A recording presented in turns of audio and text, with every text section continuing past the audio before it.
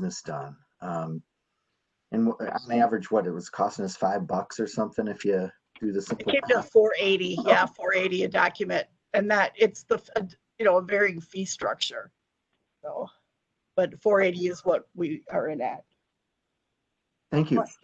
Plus the service, the support fee. Okay. Thank you. Anything else, Corey? I was just going to say, in my legal profession, the courts are accepting DocuSign. I think a lot of industries are doing as well. As far as authentication, I don't see any problem, and the cost is small, so I have no problem with it. I would agree. They're pretty trusted. So they've kind of become the gold standard as of late. Yeah. All righty. Are there any other questions about the vouchers or comments? All righty. So approval of the vouchers, although, no, we're looking for a motion. I'll move. Okay. Thank you, Mr. Como. Is there a second? Tio seconds. All right. Thank you very much, Corey. Any more discussion on the vouchers? All those in favor say aye. Aye. Aye. Aye. Opposed? None. 5-0. Thank you very much. Our third action item is approval of budget amendment Fund 39. Mrs. Voigt. Is it 4-0 without Karen? Oh, 4-0. I apologize. She hasn't called in yet, huh? Don't see her on the list. She's not. Yeah, it's 4-0. I apologize. I thought she was on.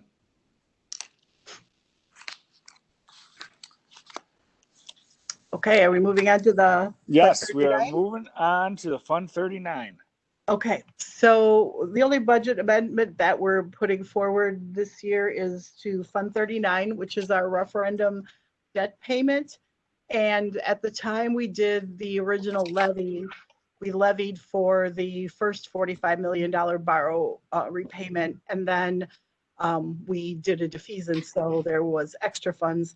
And then in March, we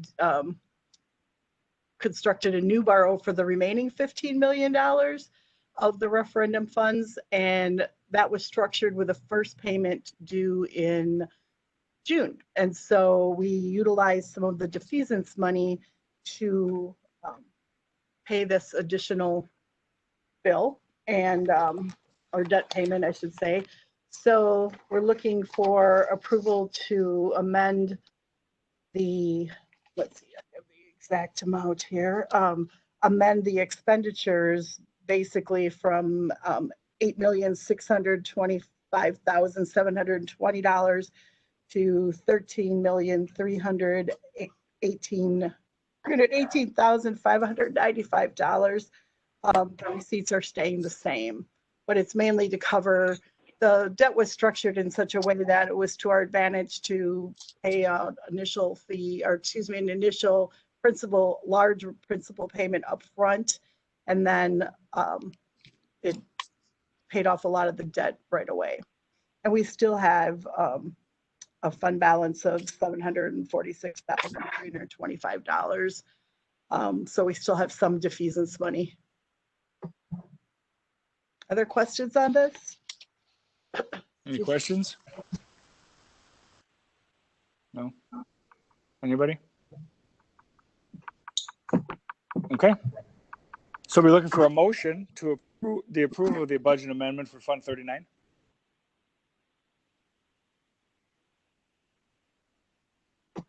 Oh, Corey, you're muted. Yeah, I'm muted. Yeah. We can read lips too. Sorry, I'm usually pretty good at that. I'd move to approve the 2019-2020 budget amendment as presented. Is there a second? I second it. Thank you. Any more questions, discussions, concerns, comments? Yeah, why did board docs die on me? It's working for me. I had Jess give me a hard copy. I know. We're gonna. I have a hard copy too. We're gonna require you guys this. It was on, but it looks like Steve dropped off now, so he can't even help us. He dropped off as soon as they said board docs died. He's Right. out. That's his cue. All right. All All right, all those in favor, say aye. Aye. Aye. Opposed? Be 4-0. Thank you. All righty. Next order of business is discussion information items. First up is the monthly budget report. Okay, sorry, I'm trying to get my documented array here. All right, so the monthly budget report did a little bit different this year, this month, because we're still trying to wrap up the year end and we have a lot of entries that need to be booked yet. And so I went ahead and did more of a high level. If you go to the page where it's got the F&F month to date, it's the same information, but more at a high level, condensed down to the type of source or object instead of all the detail of each one. So with you can see like the revenues at the 200 level, 300 level, they're coming down. So just to kind of give a quick summary, although my summary seems to be missing. Okay. Do my highlights from my memory here. Yeah, we didn't get the summary either. Yeah, I'm not sure. We don't have the summary. We have the dental claims, the tax levy, Yeah, 2020 budget, and the claims payable. that's fine. I could email out the summary Okay. after. But basically, we're in good position right now. We're showing that we're going to have a good surplus, but this document is showing a very hefty surplus, but we still have some things we have to book as expenditures yet. That will be booked as payables because the expenditure was incurred in this fiscal year, but we're still working on things like the first student final payment for the post-COVID contract resolution. Darren is working with the Waukesha Police Department on the SRO contract since the SROs weren't in the building. So we still have a couple hefty things that have to be paid out of this amount yet. But overall, our revenue is looking good. It's down a little bit from what was budgeted, but the decrease for this year is mainly just things like school fees, rentals, things that were impacted because of COVID, without people coming into the office, less people were coming in to pay at the last minute for their student fees. Even though they had the option to pay online, we usually get a steady stream of people coming in toward the end. Our rentals, obviously, we didn't have anyone in the buildings and having building rentals. So that's the main difference in the Fund 10 revenue is where it's down. Otherwise, everything else we pretty much expected we received. So the COVID impact is mainly on the local items, not any of our state funding for this year. On our expense objects, we had a little bit of surplus on salaries. Some of that was obviously due to the furloughs, and then that cycles down into the fringe benefits because you're not paying the percentages of WRS and FICA on the salaries. We will be coming back in August with a final, here's where we ended the year, short of the final look at the audit, because it'll be, the final audit is taking place toward the end of August. But in August, we'll have a much better picture of where we landed, but we do expect to have some surplus. Also in that 2.2 million that's showing on here is carryover. So the sites get carryover. There's some grant carryover in here. So that'll be coming off the top too. So it won't be as big as this, but we do anticipate a surplus still. Questions on Fund 10 before I move to Fund 27? Does anybody have any questions? Nope. Alrighty. I might, Nope. hold on. Okay. I got my board docs back up, so now Okay. I got. Okay. No, I don't. Not on this one, I don't. Okay. Do Okay. on some others. Okay. Okay, fair enough. For Fund 27, we came in really pretty close. The only thing we are short a little bit on Fund 27 was our special education aid, because the percentage went. The special education categorical aid is a one pot of money, and it depends on the expenditures everyone had that's dipping into the pot the year before. So the percentage each year varies a little bit, and the percentage came in a little lower than we had expected, but we received more Medicaid payments than we expected. So overall, we're fairly close, but not 100% on. The expense objects, though, same thing with salaries. That's our main expenditures in special education, is our salaries and our benefits. And same thing with the furloughs. It's helped to bring both costs down a little bit this year. So overall, this document is showing a balanced Fund 27. At the end of the year, we have to have Fund 27 has to have a zero balance. You cannot have a surplus or a deficit. So this includes the buyout from Fund 10 to pay any negative amount, and it's a budgeted amount that we there. So, oh no, I'm sorry, it's giving me a Windows update right now. Like, no, not now. Bad timing. Anyways, any questions on Fund 27? It's balanced right now. The amount of the buyout is built into what I presented in the Fund 10 portion of it, so that's all settled. We may still get a little bit of trickle in changes as some grant payments are made for last minute invoices, but we don't expect a lot of change for Fund 27. Joe. Just going forward into next year a little bit, and maybe this needs to be covered in our next topic or one of our other topics, is Fund 27 going to be impacted by COVID next year in terms of on the revenue side of things, and next year and the following year? So maybe that question should be answered later. I don't know if it's appropriate for now. I could touch on it a little bit. We do have, I guess we don't touch on it directly in there. So the impacts that I see for Fund 27 are, we had less expenditures this year with the bus contract and the salaries and benefits. So our special education aid is based on prior year's expenditures. So in theory, we'll have less expenditures, so we should have less payment. The thing is, pretty much all schools are most likely, or a lot of schools are in the same situation, that they're going to have less expenditures unless they paid all their salaries and paid their bus bills. So what that means is there might be fewer expenditures tapping into the pot, making the percentage go up overall. So right now, without knowing where the percentage is going to fall, it's hard to say, but we did anticipate a decline for next year in the budget in our categorical aid, because of I looked at what our expenditures were, and looked at the percentage we had this year and calculated it out. And it isn't, I can get the figure when we talk about the budget for next year, but I do anticipate it being reduced for next year.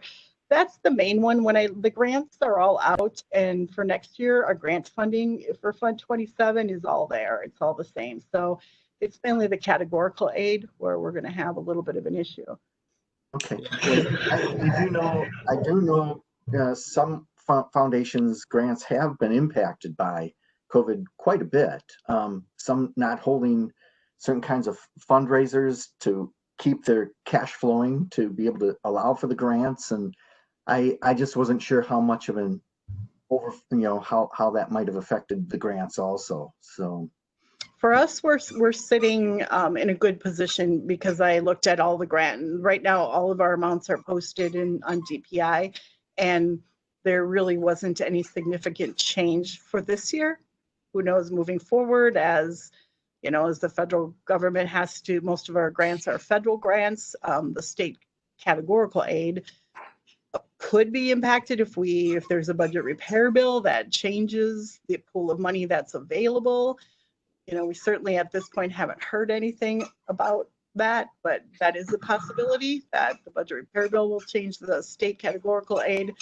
The federal aid, unless they change it because of the state of the federal government. I wouldn't expect that to come though until maybe next year, not this year, because they've already given us our amounts. So I would expect if there's going to be an impact on the federal side, it would be in 2 years. The handicap aid quick. Just keep in mind that the aid the normal reimbursement rate's between 25 and 30%. So, and we factor that in when we started talking about furloughing the aides and the bus contract. But anytime you can save $1 and it costs you 30 cents at most, you're 70 cents ahead. So it doesn't fall within the same fiscal year, but we have factored it into our budget conversation. So. Yeah, that is kind of an interesting formula that you just stated, Darren. Mm-hmm. And it will be interesting, as Sherry mentioned, our costs in Fund 27 will go down. And I've asked DPI, are they going to reimburse a salary for a handicap or a Fund 27 employee, whether it's an aide or a staff member, if they weren't providing service? Because to me, that aid is tied to services to an EEN student. And if they didn't provide the services, how can they get the aid? So I don't know how we'll fare in all that. Chances are they'll pay the aid would be my guess, but it's another conversation we're having. Right now on their website, they're still saying to charge those expenditures to the aidable accounts. So that's the latest on that, but who knows? They could come along and change that. But for now, we've been told to keep everybody coded where they were coded, and that's what we did. Okay, thank you. Are we concerned that if we didn't provide some service, we're going to have some sort of issue with the free and appropriate public education? I mean, my concern with the special education fund is, and like Sherry was saying, it goes on our expenditures from this year. But what would happen if it goes up drastically next year? Like, say we have to send somebody to somebody's house, or you know what I mean? And my concern is like you said, that we didn't provide some of the services. Are we going to have to provide those services this year, or are we going to get sued? Joe, glad you're here. Yeah, because you know what I mean. That is a legitimate concern, I think. We had a DPI complaint against the district early on due to COVID, and we were found to not have to do any corrective action as a result of the complaint. So it appears that through the complaint process during the window of COVID, as long as you made your best effort to provide services, that you communicated, that you addressed how long you were providing services, that you made your best attempt. It appears right now that the DPI is not prescribing any corrective action. The work that we have to do starting next school year when we get face to face again with kids is to have that IEP discussion, to look at where we are at as it pertains to not compensatory ed. That's not the right term, but something similar it's like the COVID missed time, what do we have to do for the excess services? And the DPI is continuing to work on guidance for that. But what we need to do going into next year, it's not just students with disabilities. We need to find out what the regression was for the entire population before we could really say, our kids with disabilities missed X as a result of it. We don't know where everybody else is at with reading. So how can we say it had a adverse impact on students with disabilities? And so that's what our work will be early next school year to begin to do some assessment with kids. And then make some IEP determinations. And yes, it may cost a little bit more to get caught up. But that's stuff that we're planning right now. Okay. Excellent. Thank you very much. No problem. Is there any other questions regarding? Otherwise, I could give a quick, I'm sorry. No, that's fine. There looks to be no other questions on that. Okay, so then we just have our health insurance pages on here and our dental insurance. And as we discussed in prior meetings, our ending balance in our reserves for the in our liability account are quite significant, $3.9 million. We're still have maybe $150,000, $200,000 worth of bills in the clinic and some service fees from United Healthcare that'll trickle in yet. But we're sitting at about $3.9 million. Compare that to 1.7 starting last year. And as just a reminder, this number is supposed to be our IBNR, our claims that were incurred prior to June 30th, but not reported yet. Now, because of COVID, everything got shuffled back. So we do expect the floodgate to open more over the summer as doctors' appointments are opening and people are more comfortable returning to their doctors. And so I have talked to our auditors to make sure that they're not going to make us return money, because very often what you're supposed to do if you're above your IBNR is do a premium holiday, premium return. And they said that, no, we would not have to do that this year because of the extenuating circumstances. So we're okayed by the auditor to be going into next year with this high of a balance. So we anticipate that we will need it, this money. And with the dental insurance, again, we've added to our fund balance a little over $300,000, but it's the same thing. People weren't going to the dentist unless it was a major problem. And so we expect to be playing catch up here also. So same situation with both of them. We're in good, solid positions. We don't expect to end up with a deficit in a bad way. But we know this money will be utilized. Questions on that? Excuse me. Any questions? Nope. Okay. And that ends my monthly budget report. We love those. Oh, I'm sure you do. As much as I Alrighty. love writing them. I know. Alrighty, our second discussion information item is the 2020-2021 budget tax levy presentation. Oh my. Don't get a break today. Okay, let me, so we're in the, beginning stage of, not beginning stage, we've been working on budget actually since the beginning of the year, but we're at a point where, given the information we have as of today, we have a balanced budget to present. I did email that out to the object report about 4 o'clock today to everyone. But I think what I'd like to start to focus on first is the tax levy implication, where we're at. So there's a document called the scenario document, the last page of the packet for this particular topic. It's called the 2020-21 preliminary tax levy scenarios, excuse me. So it's basically has 4 different columns, and the far left being the finalized 1920 for comparison. And then we have 3 scenarios. Scenario A is the July 1st aid estimate that was released on July 1st, indicating where the state thinks our state aid is going to end up. And it's looking like we're going to a 2.78% drop in our equalization aid for this year. Now, just as a reminder, when the equalization aid drops within the revenue limit, then it means the tax levy would increase to make up the difference of that.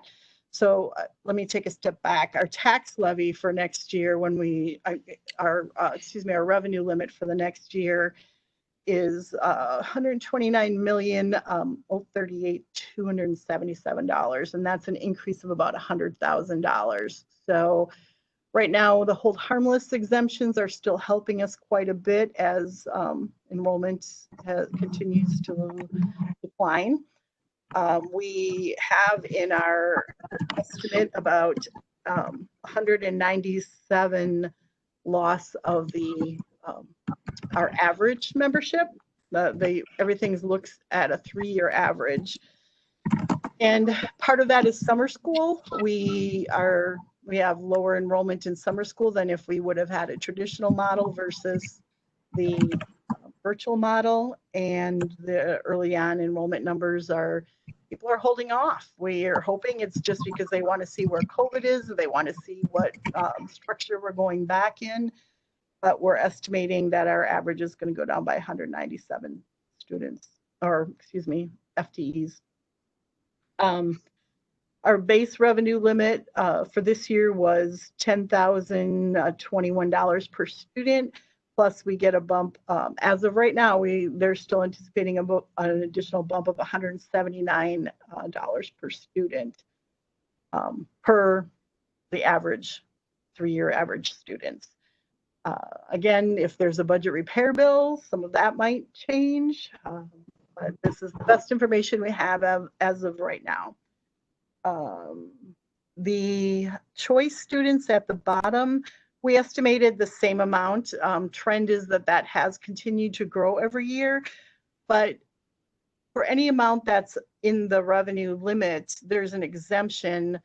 If the students grow, the exemption will grow, but our expenditures will grow. It's a net zero when you look at the two of them, the expenditures versus the pupils. So we're looking at about an additional $100,000 on the revenue limit.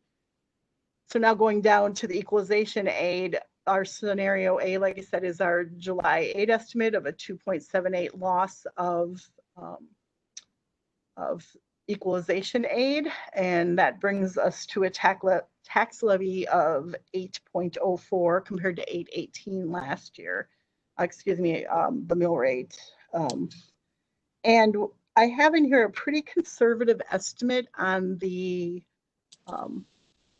value, the property value of only a 1% growth. That is pretty conservative, but I know other communities and municipalities looking at holding increases in value this year because of COVID and not bringing up the tax rates as high. I really hadn't heard what Waukesha is done with their tax rates or their property values for this year. So that could change. If you look at last year, we had 6.04% increase, which was huge. That's even higher than what we traditionally have. So I would expect this might change. Basically, it'll bring our mill rate down a little bit if it does change, but I'm going with the best information I have right now. This also includes a $3 million defeasance in our Fund 39. So to help bring that defeasance back up for future debt payments, that includes $3 million across all 3 scenarios. So scenario B is a 5% loss of state aid. As you know, we generally come with an optimistic one that has a growth and then some losses, but we're just not so optimistic this year given the state of affairs. So we have scenario B at a 5% drop and scenario C is at a 10% drop. And the mill rates that go along with that at the 5% drop are $8.16. And then if it would be a 10% drop, $8.41.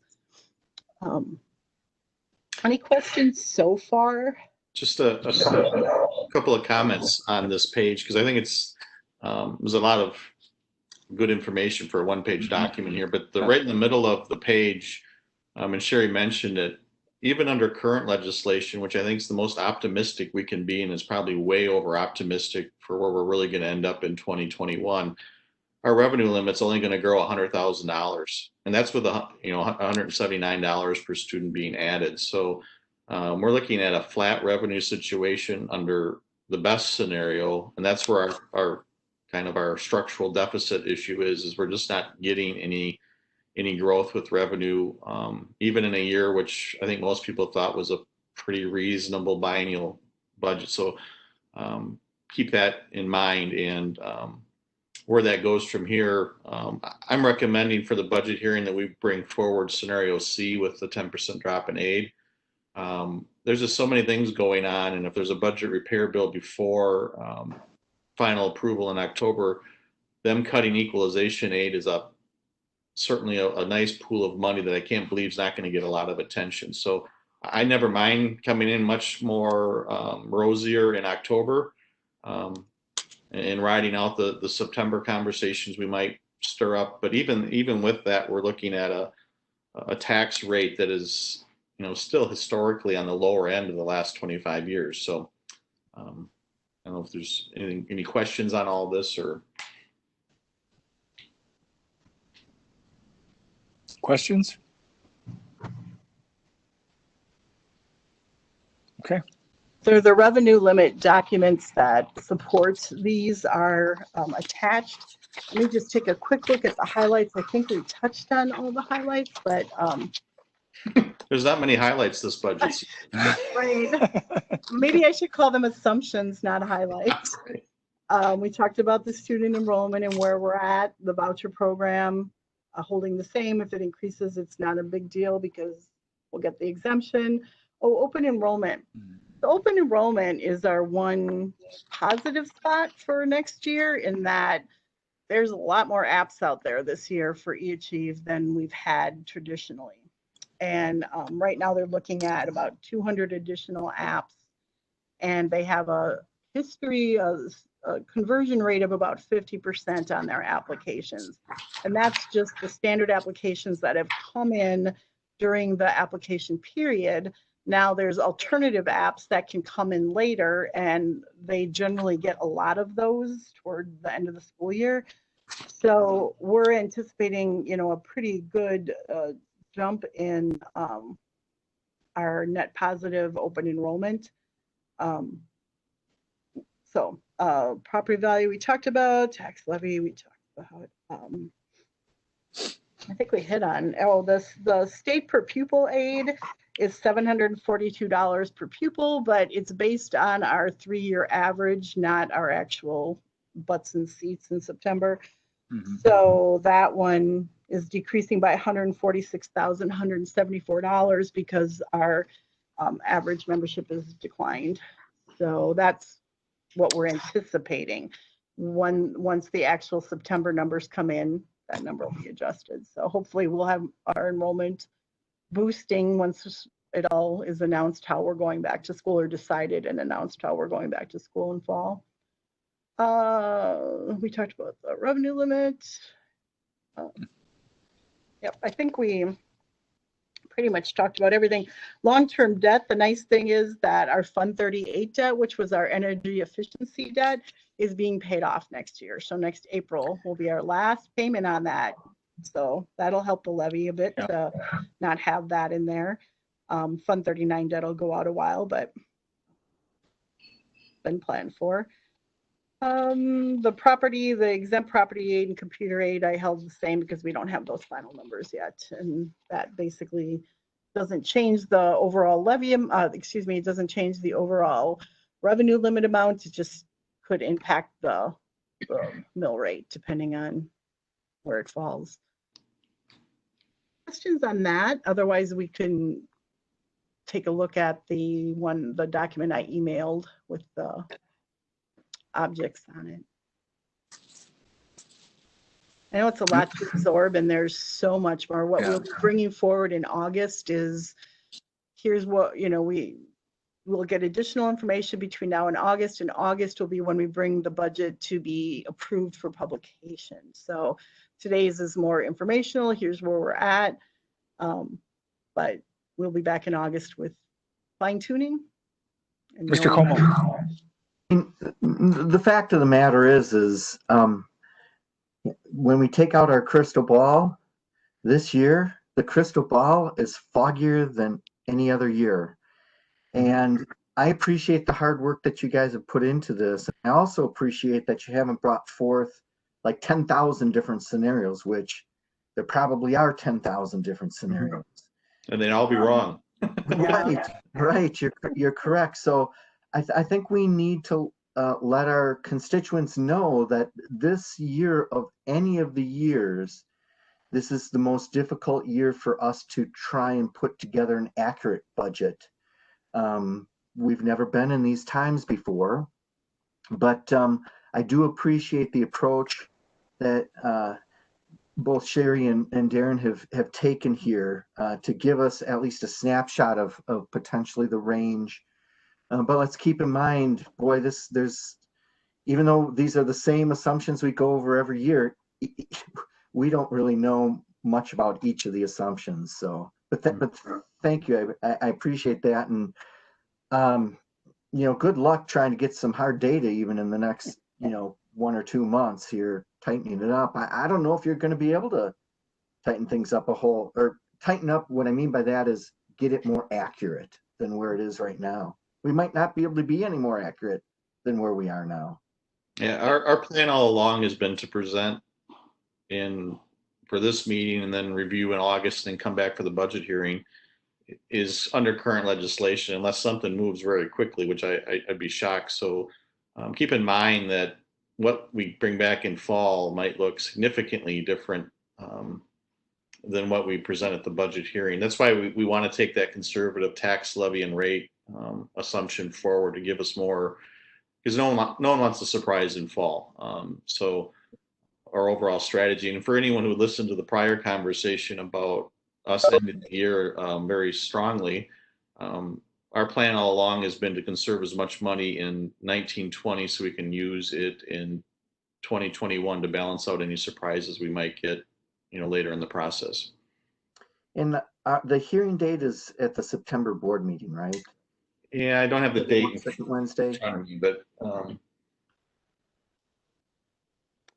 I thought it was I mean, scheduled the for setting of the September. hearing date? no, the actual hearing date that we kind of have penciled in. Right. It's usually the September board meeting right before it. Okay. Let's see if I can bring it. We have to, after the Thank you. August meeting, we have to publish what is approved in August. We have to put out our budget publication in August and then come back with the hearing in September and then the final budget approval in October. Yeah, the budget hearing looks like it'll be September 9th. It's a Wednesday. Mm-hmm. Thank you. Yep. Okay, Okay. so looking at, I'm not going to go through a lot of the detail on the source object report. It really is just to show you that we're currently at a balanced budget in both Fund 10 and Fund 27. So each page is a different fund moving forward. And we do expect this to be very different. The one thing I will say is I have the equalization aid and the levy in this document with scenario A. So I do need to swap that around. It will not change the overall amount because it's just moving it from one category to the other. So I will expect that the local source is going to go up and the state source is going to go down when I put in the numbers. I don't expect it. I know it will happen when I put in the numbers for scenario C versus A. But it won't impact the overall final revenue. So this is our best determination now. Some of the things in here that have affected it, we're anticipating a health insurance increase of 5%, dental insurance increase of 3%. Those are some of our bigger items. Scrolling on down through them, we have our final debt payment in Fund 38. We have our Fund 39. When you look at Fund 39, it looks a little odd because under the expense side, there really is not as much as you would expect to see. Wait a minute.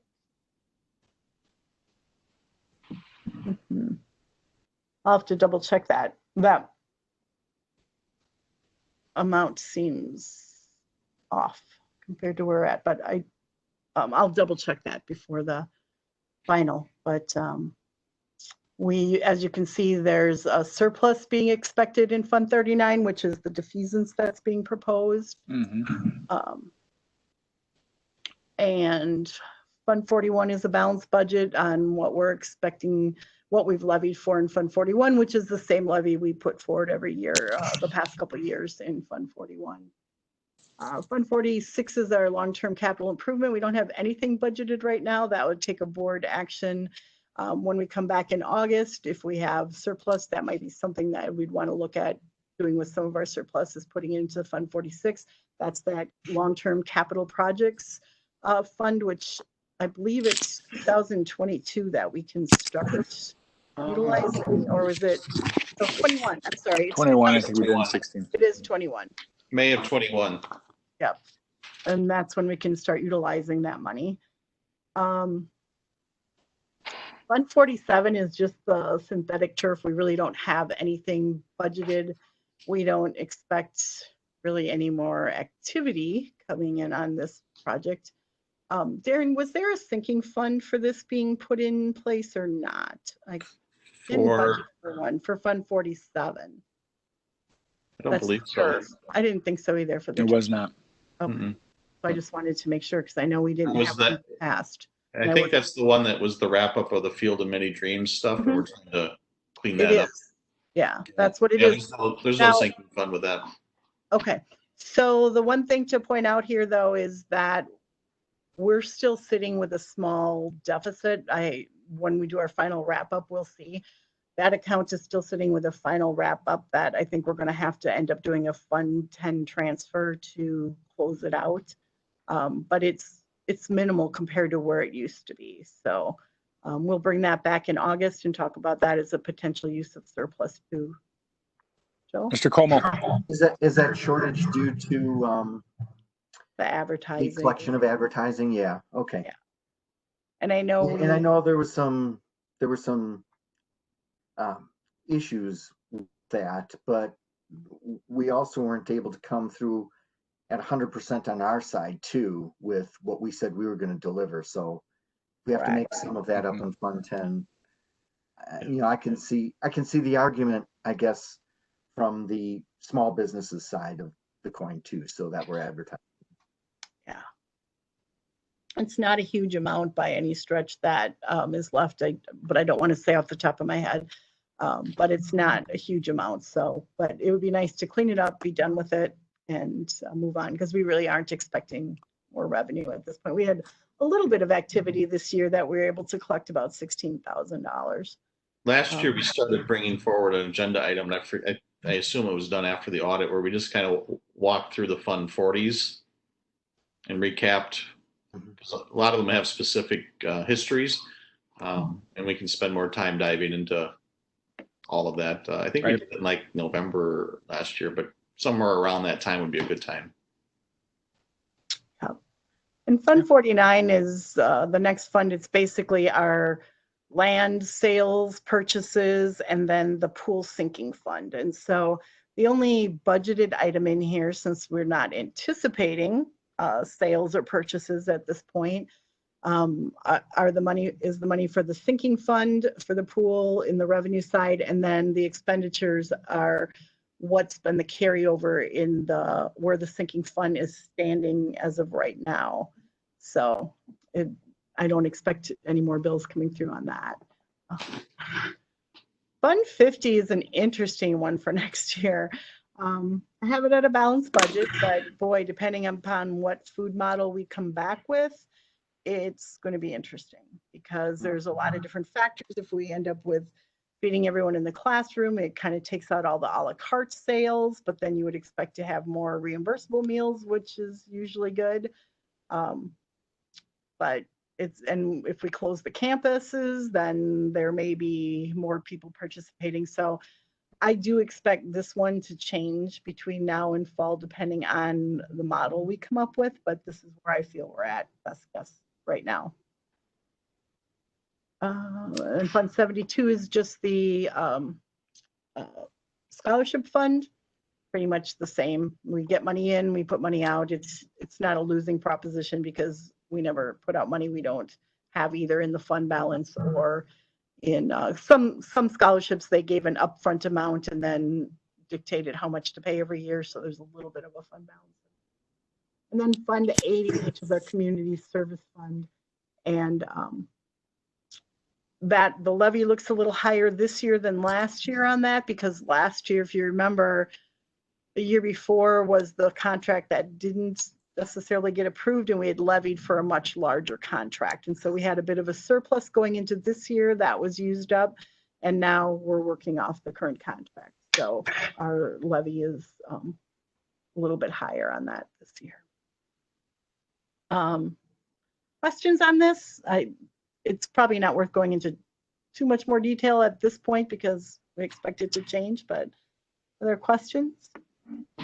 Are we using the community service fund to augment our payments for the SROs?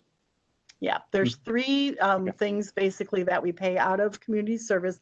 One is 50% of the SRO contract. So 50% of SRO is paid out of Fund 10 and 50% is paid out of Funds 80. We pay that library liaison role out of Fund 80, the library community liaison. Yep. And we pay the Waukesha Strings Academy. Okay. The contributions, which drop every year. This year, I think, 12,000, I believe, was always spent on strings. So whatever agreement we come to with the police will change Fund 80? It could, if we end up paying them less this year than was anticipated, we'll have extra surplus, and then we can bring the levy down a little bit, and then So, excellent. Are there any other questions? Nope. Very sure Get is. the rest of my voice. Yes. All righty. Good report. A lot of information. All righty. Next under discussion information items is the return to school update, which I get a lot of emails about the return to school. Yeah, it's a hot topic. It is. And one with more questions than answers at this point. So, or changing answers depending on the day of the week. So I threw this on here just to let you know that the task force has been meeting. I think we've had 2 full task force meetings, and then there's subcommittees that are meeting. And in those subcommittees, they've either met once or twice. I know on Wednesday I have my next, I have food service and transportation. So we'll be meeting for the second time. So I just wanted to throw it out there. And Corey's serving on the task force, so I don't know if Corey has anything specific he wants to add, but just to let people know that we are, busy working on it. So it's really more of an open agenda item, no real presentation or anything like that. Okay. Any comments, Corey? Sure. I guess high level comment is there is a whole lot of people working extremely hard to try to figure out how we're going to come back to school. And if we do come back to school, what's it going to look like? I don't speak for the committee, obviously, but my observations are that we have a goal of coming back in fall, face-to-face as much as possible, and try to mitigate the effects and transmission of COVID as much as reasonably possible. Dr. Cook's been doing great work. Dr. Siebert's been doing great work. Dr. Gray, before his retirement, has been heavily involved. There's, I think, 17 members of the general committee. They represent teachers, principals, everybody that's mentioned in our I guess, agenda item today. There is a tremendous amount of communication from concerned parties, parents, teachers. Everybody's reaching out to board members, which we love and encourage. We're getting specific questions. We're getting general questions. I think they've been fielded pretty well. I've not gotten any complaints about communication from the committee. I have had some emails about some desired more clarification, some more details. But in general, I think the work's been fantastic. It is a tremendous amount of work, and I just see the high points. But it is not something that's just being dealt with during the committee meetings. The committee meetings are more of a recap of what's been going on, getting a touch in or a feel from each stakeholder group as to what their thoughts are. Dr. Cook has been talking about implementation, getting opinions from each one of those stakeholders as to what they think about each option. So it's been going really, really well. I know we have a projected report date of our recommendation of August 1. I know some districts have come out with their recommendations sooner. I think Kettle Moraine did one, which I know everybody wants an answer today or yesterday. But as things are developing, I think Dr. Cook mentioned the landscape is changing, if not weekly, hourly. So we're looking at CDC statistics. We're looking at the dashboard, not only state, but county and the feds. So whatever questions you guys have, let us know. And I know Dr. Siebert's neck deep on all of this as well.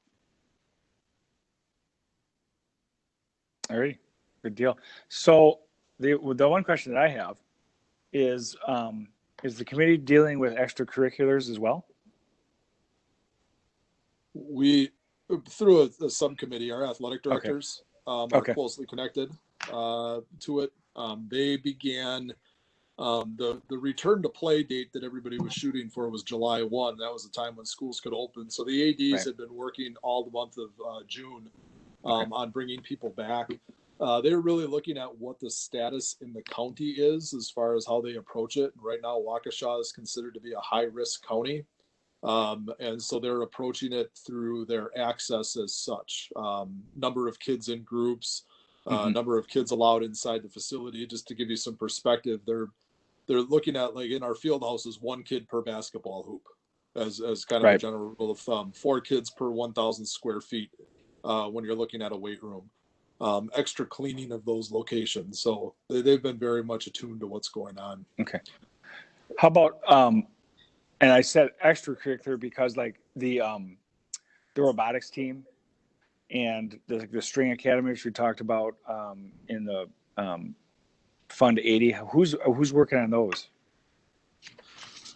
We haven't specifically had any conversations with robotics. We've been taking things as the season has dictated. And so athletics was a priority as it paired with the summer school strength and conditioning. That a lot of the athletes are enrolled in the summer school program for strength and conditioning. So there was a lot of work being done and consideration being made around that. Okay. But we haven't extended that conversation beyond to other groups. Okay. And there's just a couple other things, like, for instance, our academic options or, the programs that go to CTC. What does that look like? Haven't gotten there yet. Okay. I know it's a lot. When we do look at the recommendations from a lot of the colleges and universities, they're talking about distance ed. We have a young lady who works in my office, and she's preparing to go to Madison next year, and they're talking about any of the large classes being taught virtually, other classes being broken down and kids rotating through on a rotation basis. They do have that luxury because they're dealing with adults. We don't have that luxury because our kids come to us as young as 3. They're with us until they're 21 in some cases. So we've got a full spectrum to consider in the public setting. Okay. Mr. Como. Yes, we have a couple of groups that have come back and have used, had their COVID reopening plan approved. How has that been going for those groups? I think fine. Jess, have you heard anything from those? You're talking like Express and Richardson. Yep. Yes. I've not heard anything. Jess, have you heard any feedback from those groups? We did get plans submitted by all those large leaseholding groups, so we have those on file. But Jess, if you want to add. I've had no feedback, so I assume that's good. They're in the facilities using it and being safe. Yep. Yeah, usually no response is good in our business. Right. Mm-hmm. We're, just as a point of perspective, there have been some school districts that have gone full face-to-face with summer school. And our nurses are working for the county during the summer as contact tracers, and they've alluded to the fact that there have been some increased infections in those districts. They didn't say which district it was. They're not at liberty to disclose that, but they did say that, there are some school settings right now where they're starting to see the infection spread in the school, which is, really informing our planning for the fall. Okay. Corey. I'm sorry, I forgot to mention that we're working with Steve to try to get a release supplementing the survey, because the survey snapshot that we sent last week was a picture of the dashboard. Some of the questions were cut off. It was just the best we could do on a Friday. I wanted to get something out, or we want to get something out before, today or tomorrow. So we're working to try to get a better presentation of the survey information. The staff, administration, and teacher survey went out Friday. We anticipate that coming back. The majority of it, today, tomorrow. I think Steve said about 80% comes in of the responses comes in the first 2 days. So we'll have access to that dashboard shortly. I'll send links to the board members we're just encouraging everybody as much as possible to reach out to the administration, the committee members to voice their concerns. And I think I misspoke or just generally screwed up. I have had some issues from people saying communication needs, it could be a little better, but they're more specific on the specific details. There was an email that was received today where there's some suggestions some teachers are not being heard. I did write back to that person, gave them a list of every person on the committee, indicated that there are lots of teachers and they are very active in letting us know in the committee as to what the teachers think. But if teachers out there feel unheard, we absolutely do not want that to happen. So please, I gave that list of everybody on the committee, reach out to the board members, reach out to everybody in the committee, and we'll fix whatever is there, or at least the perception. Just as a follow-up to that too, Mr. Montijo, the staff survey was sent out, and I heard it just a brief update today that about 750 staff members have participated in that. So we are getting feedback from staff on what what they would like to see in the reopening, or at least what some of their concerns are. And obviously we have, as from a professional staff standpoint, we've got about another 200 or so professional staff, if that was just professional staff. Then about another 400 support staff on top of there that we would need to pay attention to, but we are getting some feedback from them. Excellent. The participation rate on the first survey was, I think, 65% with parents. That's, I think, exceptionally high. And Dr. Cook's mention of that, those numbers are great. So very good. Just Dr. as Siebert, maybe. Just as another component of the reopen, we kind of viewed the shutdown going through June 30th, and then our reopening work starting on July 1. And one of the big events that we're looking towards is graduation, which everybody's aware of. We just to give the committee some perspective as to how long we've been discussing graduation. The high school seniors were surveyed back in mid-April as to what their preference was to celebrate their graduation. And we had an overwhelming response at that time to do a face-to-face ceremony of some sorts. And so we began working on what that needed to look like. Towards the end of May, mid to end of May, I reached out to the county to begin to look at what their considerations were. What did we need to pay attention to at that time? And again, it's the tale of the evolving guidance to schools and to systems. Back in April, we didn't realize we'd be shut down as long as we did. When we got to May, we realized we'd be closed through the end of June. But where the guidance was coming was, really weighing your risk. And we designed an outdoor ceremony at our football fields that would allow for social distancing for guests and for students. We limited the number of tickets that anybody would be, it's just not a free for all. It's 2 tickets per family. We have created multiple entrance points to prevent any bottlenecking. We are going to be controlling the restroom locations at the schools, and not selling concessions and such, letting people bring in a water bottle. The high schools have gone so far as to, detail 2 X's in this 6-foot span, so that you actually have a spot for your rear end in the bleachers. And really to abbreviate the service, the ceremony, not to have the choir and the band performing. We've looked at the recommendations as to when does, for lack of a better way to say it, when does more spit get into the air, and so eliminating the singing and everything else. And the final thing that Mrs. Voigt mentioned it last week, was just a discussion around where we're at with masks, and so just to bring it to the committee here. I got an email update today from the county, and the county is falling back on what the CDC guidelines are for masking, and they fall back to when social distancing can't be maintained, they highly recommend the use of a mask, and that's what Waukesha County is also recommending. Knowing that our ceremony is outdoors, knowing that we're shooting, our normal graduations are about an hour and 15 minutes, hour and 20 minutes. We're looking at a ceremony that would be around an hour or less. we're not thinking that it's unreasonable for masks, but we just wanted to make the F&F committee aware that that's going to be something that we're sending to the participants, that we're highly recommending that they wear a mask to the ceremony to stay consistent with where Waukesha County is at and where the CDC is at. Corey. Yeah, thank you. I just didn't want to skip over the point that Dr. Cook made about graduation. I mean, of all the things we're looking at about health and safety of our students, this is a big deal, especially obviously for the seniors, for the parents. I've heard a lot of adults and older people say, look, you won't even remember your high school graduation when you're older. Well, they're not older yet. So the work you guys did to get this done is exemplary. I couldn't be happier. It would have been so easy to say, no, we're not doing it. Right.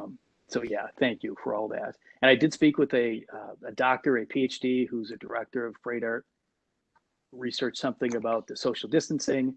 I guess the common thought now is if it's 6 feet or less unmasked for 15 minutes, transmission rate is, bad.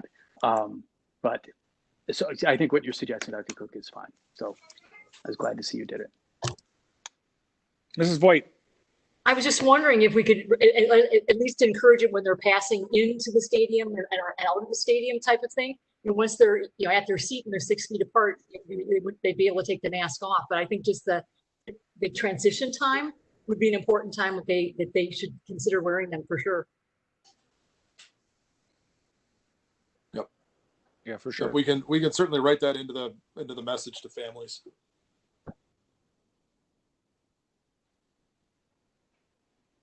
All right, any other comments about the return to school update? All right, lots of good work on that. Thank you very much, everybody. Next up is other business recommendations for future committee meetings. Do we have any recommendations? Anything that anybody would like to see on the agenda? If you guys think of anything, just email Darren or myself and we will gladly put it on the agenda.